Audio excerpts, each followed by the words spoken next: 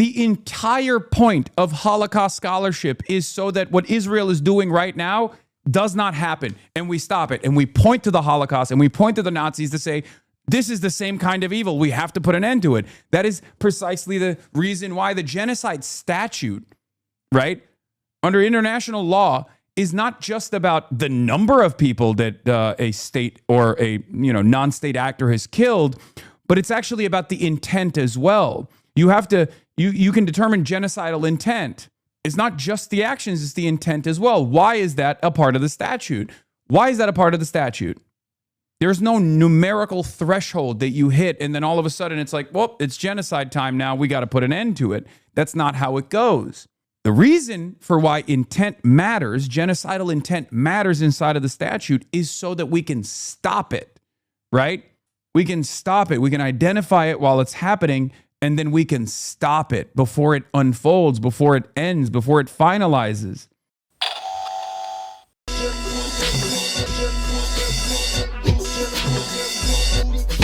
What gives? Антисемитизмом называется распространение вражды к евреям. Когда проклятая еврейская монархия доживала свое последнее время, она старалась натравить темных рабочих и крестьян на евреев. It can also be true to say that Jeremy Corbyn led the Labour Party during a period when it did things that it shouldn't, and it didn't do other things that it should have done with regards to anti-Semitism. Well, this ironically also dovetails back into my travel ban as well. But I think if what happened to Jeremy Corbyn was taking place right now in 2026 with the current understanding of the actions of Israel or the ideology of Zionism or the history of the development of the Israeli state, I believe that these attacks would not have been anywhere near as successful, because what we consider to be anti-Semitism, is, which I find to be morally repugnant, let's just make that clear, and completely unacceptable, as does Jeremy Corbyn in the conversations that I've had with him at least, was oftentimes matched up with criticisms of Israel, or even a defense, or even analysis conducted on why certain militancies exist in opposition to Israel, prescribed terrorist organizations such as Hezbollah, or prescribed terrorist organizations such as Hamas. But any kind of mention or any kind of conversation with these prescribed terrorist organizations was deemed to... I mean, no one would doubt that there is tremendous...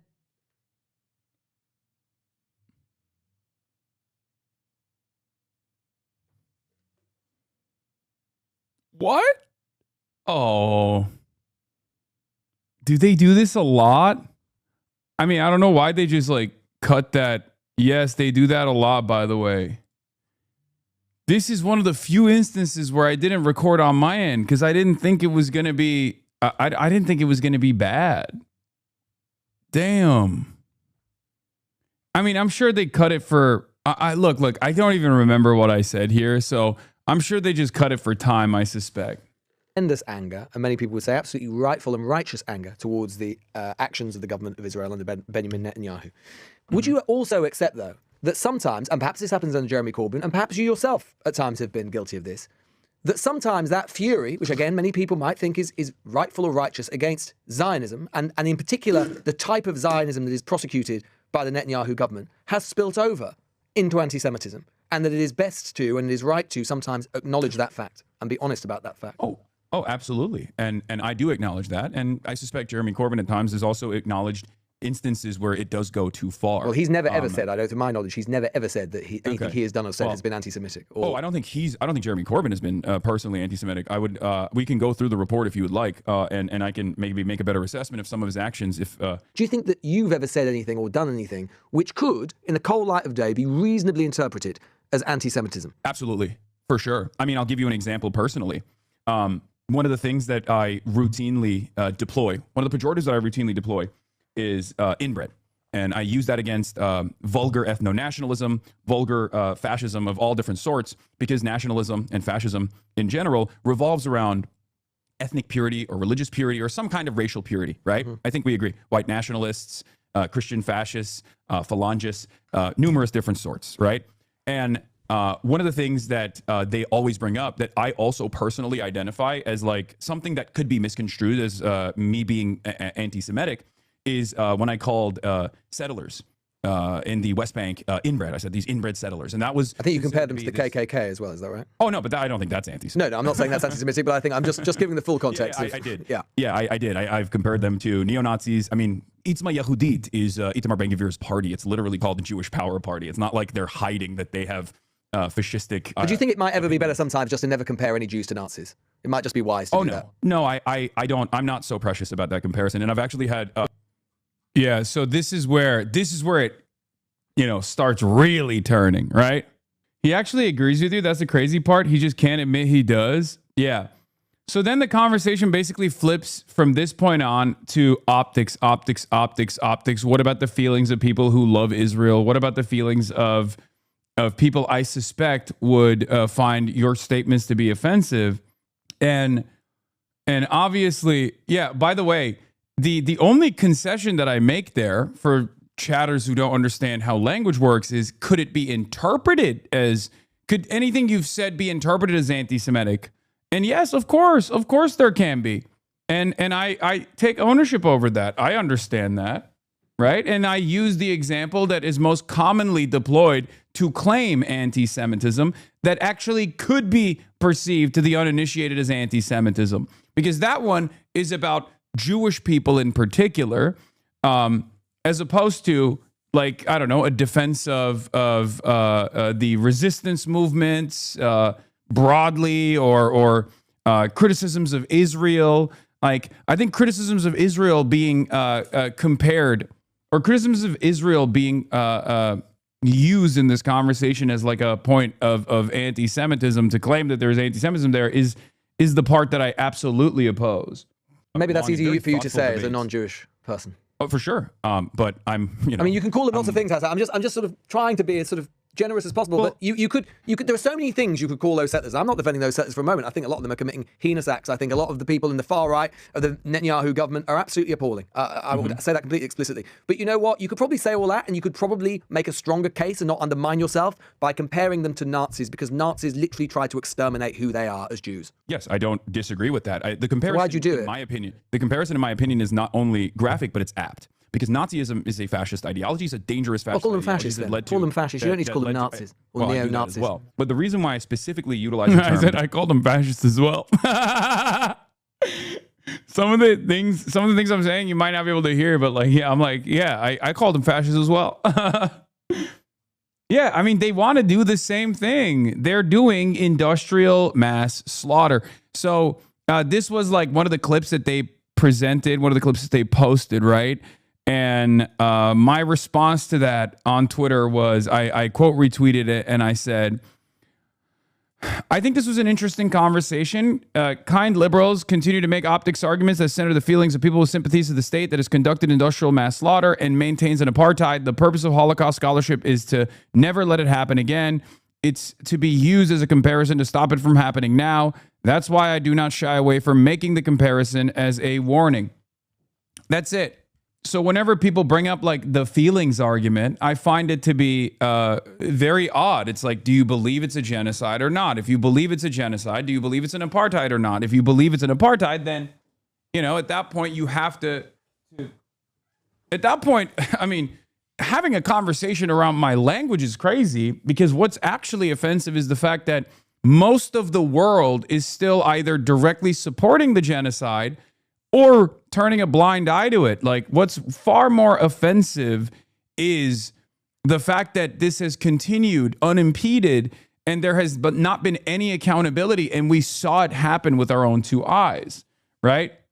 That is offensive, at least to me, and I think to many others as well.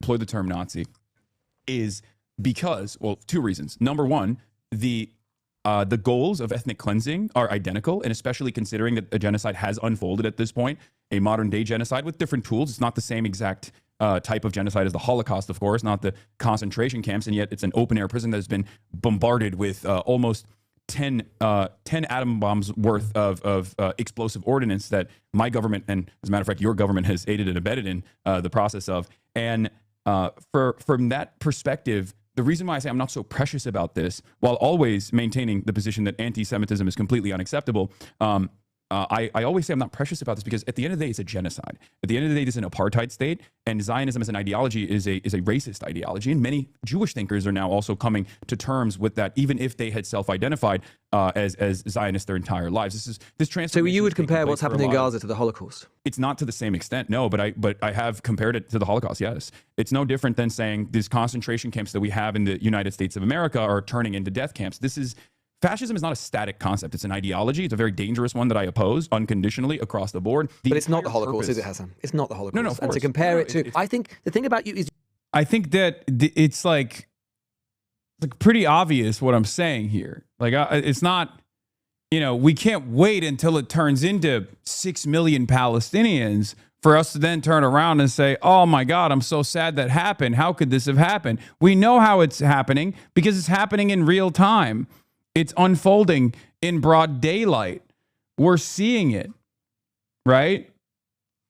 Like, what's the threshold? What's the threshold where you'd be comfortable saying, okay, this is a modern day Holocaust? You speak compellingly about many things, but you undermine your case and you open yourself to the accusation, which might not be unreasonable, of anti-Semitism. See, he's like starting to agree with Shabana Mahmoud.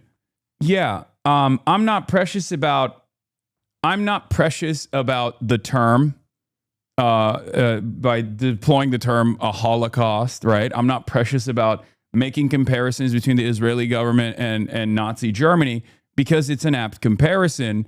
And this is, ironically enough, this quite literally is Jewish exceptionalism, okay? That is, like, a lot of people get mad at me and say, oh, you're Hasan, why do you even talk about anti-Semitism? You're doing Jewish exceptionalism. You're a Jewish supremacist, all this shit. Like, they say like unhinged things, but this unironically is like the singularity of the Holocaust, the exceptional nature of the Holocaust being held to such a high standard that Israel, that bills itself as the Jewish state, could never be compared to the Nazis, while they are literally doing the exact same shit that the Nazis did. It hasn't been completed yet, but it's still the same exact project, and it's continued over the course of 80 fucking years at this point, is totally ridiculous. Right? It's totally absurd. This guy said this same hack outlet had zero issue making comparisons between Hitler and Putin in the past. Nazi Germany exterminated millions of Russians, yet only the comparison with Israel crosses the line. If you want a clear-cut example of Jewish exceptionalism, here it is. Yeah, the other side of this, for the record, the other side of this conversation is that, like, Israeli politicians say that. Israeli politicians say that about Hamas. And as a matter of fact, a lot of Western media outlets have made the comparison that Hamas is just like Nazis. So who gets to deploy this comparison? Because if you think Hamas is in any way, shape, or form similar to Nazis, what is Israel supposed to be then? Considering that exact same dynamic that I will always defend, that Israel is 1,000 times worse than Hamas. It's not even a comparison. If you think Hamas is evil for targeting civilians on October 7, then what the fuck is Israel? We gotta use a new term for it then. Yeah, apartheid is tragic, but yet that comparison is found to be apt. So what is the reason why a Holocaust comparison or a Nazi comparison is considered a bridge too far, right? The entire point of Holocaust scholarship is so that what Israel is doing right now does not happen, and we stop it, and we point to the Holocaust, and we point to the Nazis to say, this is the same kind of evil. We have to put an end to it. That is precisely the reason why the genocide statute, right, under international law, is not just about the number of people that a state or a non-state actor has killed, but it's actually about the intent as well. You have to you can determine genocidal intent. It's not just the actions, it's the intent as well. Why is that a part of the statute? Why is that a part of the statute? There's no numerical threshold that you hit and then all of a sudden it's like, well, it's genocide time now. We got to put an end to it. That's not how it goes. The reason for why intent matters, genocidal intent matters inside of the statute, is so that we can stop it, right? We can stop it. We can identify it while it's happening, and then we can stop it before it unfolds, before it ends, before it finalizes. Making these comparisons between what the Israeli government is doing, and let's be honest, Jews and Nazis and things they did in the Holocaust, because however heinous we might find what has happened in Gaza, and many of my listeners and viewers would, it is still not the same as the mass extermination and the ritualistic extermination of people which happened on a daily basis during the Holocaust. So why compare the two things? Because I don't want it to get to the Holocaust. And this is the best part of this conversation, and I love having this conversation, because Holocaust studies are profoundly important. But they're not profoundly important so that we can understand what took place and then assume that it's never going to happen again. The entire point of genocide scholarship and specifically scholarship surrounding the Holocaust is so that we understand exactly how society can move in that direction, and how so many otherwise kind people, I assume, can turn a blind eye to the atrocities that are unfolding, so that we understand what took place and never allow it to happen again. So my point is, I think the final solution for Israel has not been achieved yet, right? But this would be not dissimilar to, I guess, a communist or a socialist in Nazi Germany before the final solution, pointing to the Armenian genocide. Given the Israelis, given the military capabilities. Oh, they cut my argument there. I literally... Wait, or did they fucking just hit the mute? That's crazy.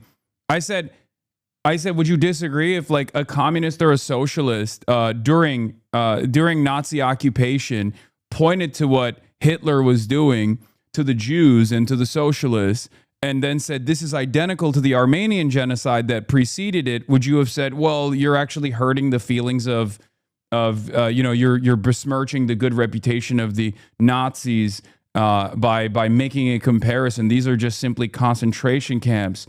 These are, dangerous radical elements in society that must be cordoned off. That's kind of wild. Israel has. But I think that's an apt comparison there as well. If a communist or a socialist during the period of Nazi Germany pointed to the Armenian genocide and said what we're doing to the Jews right now is not dissimilar to the Armenian genocide, I'm fairly certain that, the Nazi sympathizers would obviously disagree with that. Having said that, the point of comparison is to talk about two things that are not exactly the same. They are disputing the entire concept of comparison here, and it makes no sense. It would be wrong to say this is 100% like the Holocaust, but to compare it is completely normal. Exactly. And not only is it completely normal, it's actually the whole purpose of Holocaust scholarship, right? Like the purpose of Holocaust scholarship is not just to document the atrocities that unfolded and leave it at that, and then talk about the exceptional nature of the Holocaust. The whole point of the genocide scholarship, as I, aptly pointed to in this conversation, is to look at how it unfolded and to ensure that it never happens again. Never again means never again across the board. It doesn't mean never again as in it will never happen again, because it can only happen to Jewish people one time and it won't ever happen again. Never again doesn't mean never again just for Jews either, right? Which is the Kahanist position on never again, ironically enough. Meir Kahan, the far-right Jewish supremacist, terrorist, he believes never again means never again just for Jews. I don't. And I don't think many people believe that either. I don't think Jewish people believe that concept either. I think Jewish people think never again means never again. There are some who do actually believe never again means never again just for Jews, however. If they wanted to commit a Holocaust against Palestinians, they could do so. They haven't done so. They may have acted in a way that is dehumanizing. Israel's getting bombed? They may have acted in a way without proper regard for Palestinian life. I think they have. Lots of people would agree that they have. I said something at the Oxford Union that I think will also piss off a lot of people. I said that currently it has been proven that one of the only effective political forces on the planet that can destroy Trumpism and the MAGA movement is the IRGC, which is true. It's true. Sirens from Lake Tiberias to Haifa for the arrival of Iranian missiles. God damn. All right, well, war's back on the menu, boys. All right, I guess it's back.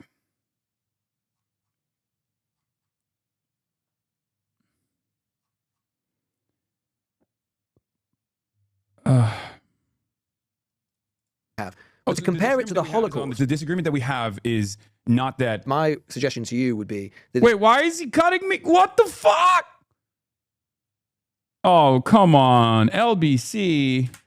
You cut all the crosstalk. You muted me the entire time. That's crazy. Compare it to the Holocaust. The disagreement that we have is not that. My suggestion to you would be that it is crass and offensive. Bro, they didn't even like try to make the cut seem normal. They hit the hard cut again. Holy moly, that's a lot. God damn. That shit was so abrupt, it feels like an AI cut. You know what I mean? Like, did they deploy artificial intelligence to hit this cut? What the hell? Streets are calling you overly naive to the British? No, it's fine. Yeah, I know that everyone is in agreement with my point because the majority is on my side on this. But I wish that my goal when I do when I have a conversation like this is not to fucking have the people who are already anti-Israel to come into my defense. I mean, that's great. That's wonderful. That's the majority. My goal is to get someone in the margins to really reconsider their hardline stance on this issue, right? That's my goal. I go on LBC because there's a lot of liberals who are still who still have these ridiculous opinions, right? Ridiculous opinions around, if someone is actually making this comparison between Israel and Nazi Germany, then they must be making an anti-Semitic comparison, right? Like that's ridiculous. To compare the only Jewish state in the world. I like that my audience, by the way, is not offended at LBC's edits and is more mad at me for not recording it on my end. Is there ever a point where, in your eyes, chatters, is there ever a point where you think, hey, you got fucked over here, this is really fucked up? Or am I always at fault under every single circumstance? I swear to God, bro. I swear to God. Literally the worst fucking fan base of all time. Worst community of all time when it comes to shit like this. Immediately hitting the, yep, you're at fault, you fucking bitch.